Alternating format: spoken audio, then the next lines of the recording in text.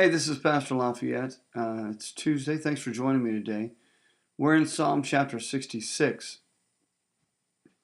Yesterday we got down through about verse 9 or so, but let me go ahead and read it.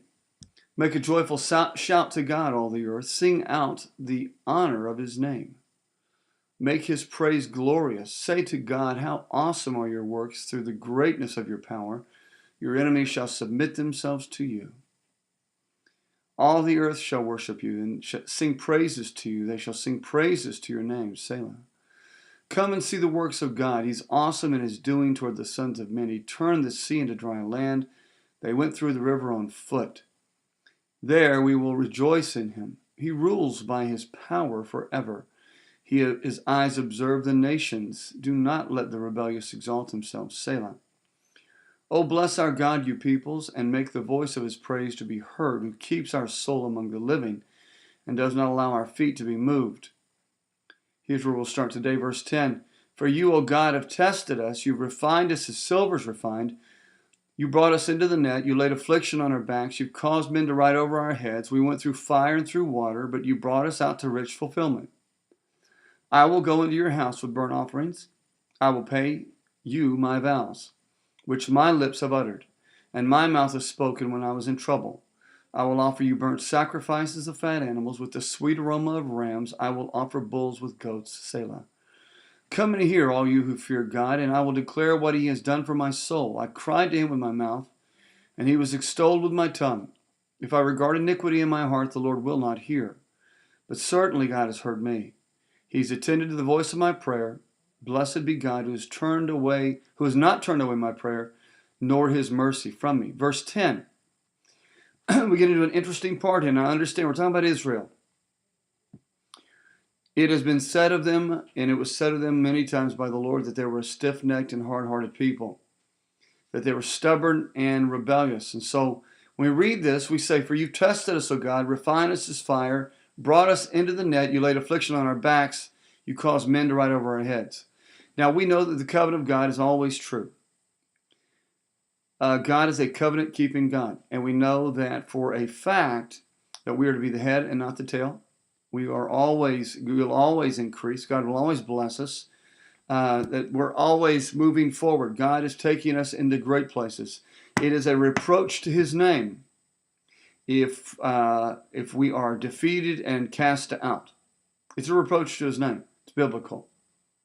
So it's an honor to him when his people are blessed, because then that shows that their king, their Lord, their Father cares. But what happens here? Now understand, I believe there are times when we are tested. I believe there are I think there are times when life has tests. I think there are times when God allows those tests, and I'm not saying everything because we got to be careful here. I think there are times when, you don't grow unless you exercise your faith muscles. If you don't exercise your faith muscles, you will not grow. So understand this, that what you need to be doing is, the only way to do it is to have some opposition. Now, you're going to have opposition. But when I read this, I realize a laid affliction on our backs caused men to ride over our heads.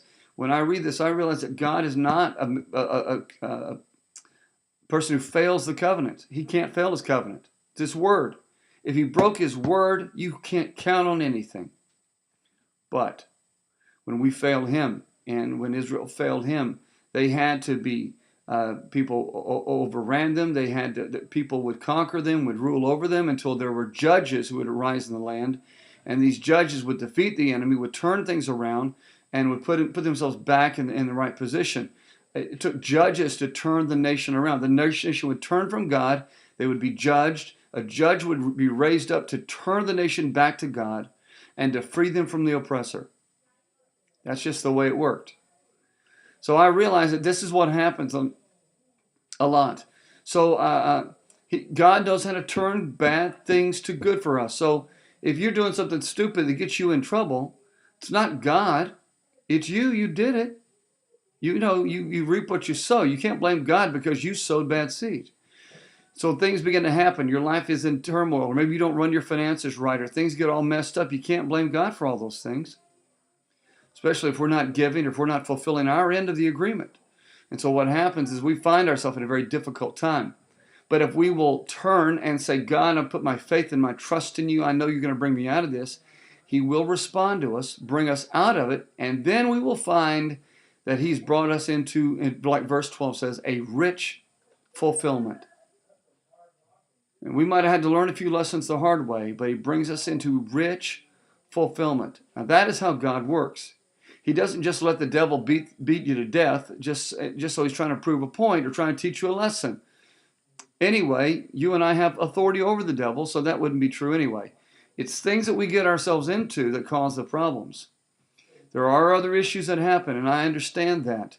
There are things that we need to be tested on, things that we need to prove, but faith should always prevail.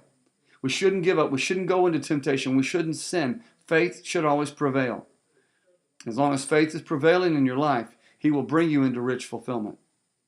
Thanks for joining me today. It took a little bit longer. We'll finish this up tomorrow. God bless you, and I'll see you on Wednesday. Bye-bye.